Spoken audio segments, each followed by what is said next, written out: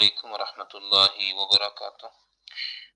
آج کے اس لیکچر میں آپ سے سسٹم انٹرنیشنل کے بارے میں بات کریں گے۔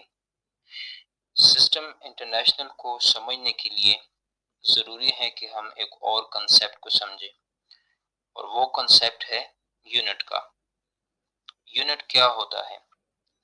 اسٹوڈنٹس، یونٹ وہ معیار ہے جس کے ذریعے چیزوں کو ناپا جاتا ہے۔ مثال کے طور پر، اگر ہم نے ایک درخت کی اونچائی یعنی ہائٹ کا پتہ لگانا ہے اور کوئی ہمیں بتا دیں کہ درخت کی اونچائی 2 ہے، تو ہم سوچیں گے کہ درخت کی اونچائی 2 ہے، 2 کیا ہے؟ لیکن بجائے 2 ہے کہ اگر ہمیں یہ بتایا جائے کہ درخت کی اونچائی 2 میٹر ہے، تو ہمیں درخت کی اونچائی کی بات آسانی سے سمجھ میں آ جائے گی۔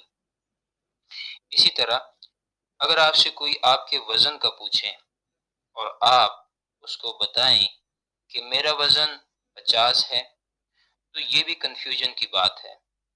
بجائے میرا وزن 50 ہے کہ اگر آپ ان کو یہ کہہ دیں کہ میرا وزن 50 کلو گرام ہے، تب وزن کی بات ہماری سمجھ میں آ جائے گی۔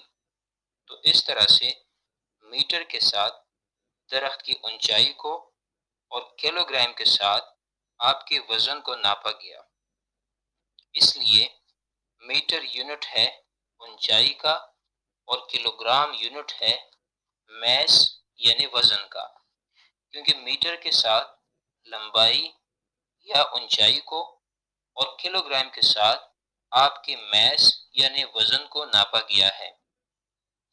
تو اس طرح سے ہم کہیں گے کہ یونٹ وہ معیار ہے جس کے ذریعے چیزوں کی پیمائش کی جاتی ہے، چیزوں کو ناپا جاتا ہے۔ اس پورے عمل کو فزکس میں میجرمنٹ یعنی پیمائش کہتے ہیں۔ Comparing something with some standard is called measurement۔ Students, آپ نے پچھلے لیکچر میں پڑھا ہے کہ 1960 سے پہلے اس پیمائش کا، اس ناپ تول کا یعنی میجرمنٹ کا کوئی خاص اور مناسب نظام نہیں تھا۔ 1960 میں بین الاقوامی طور پر باقاعدہ ناپ تول کا ایک نظام بنایا گیا، اور اس نظام میں 7 مقداروں کو بنیادی حیثیت دی گئی۔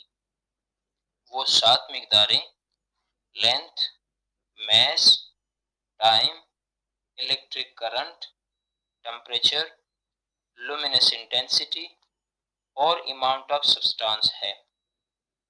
ان 7 کوانٹیٹیز کا اپنا ایک یونٹ رکھا گیا، یعنی کہ لینتھ کی یونٹ میٹر، میس کی یونٹ کلو گرام، ٹائم کی یونٹ سیکنڈ، الیکٹرک کرنٹ کی یونٹ ایمپیئر، ٹیمپریچر کی یونٹ کیلون، لومینس انٹینسٹی کی یونٹ کینڈیلا اور اماؤنٹ آف سبسٹینس کی یونٹ مول۔